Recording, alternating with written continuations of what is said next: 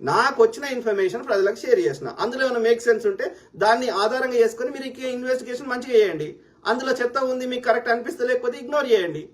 కానీ ఎవడు మాట్లాడితే వాని మీద చర్య వాడిని నోరు మూపిస్తా అంటే ఎంతవరకు కరెక్ట్ అది? అంటే ఎవడు ఏ ముచ్చట షేర్ చేయొద్దు, అందరు నోర్లు మూసుకొని ఏం చేయమంటారా? ఏం చేయాలి? చెక్కబద్దం చేయాలా? ఇంకా మేమందరం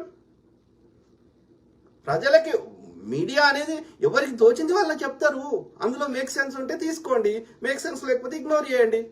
అంతేగాని ప్రజల్ని భయభ్రాంతులకు గురి చేస్తాము, మా వాక్ స్వాతంత్రాన్ని తీసేస్తాము అంటే ఎంతవరకు కరెక్ట్ అది? నా మనోభావాలు దెబ్బతిన్నాయి. అందరికి ఉంటాయి మనోభావాలు.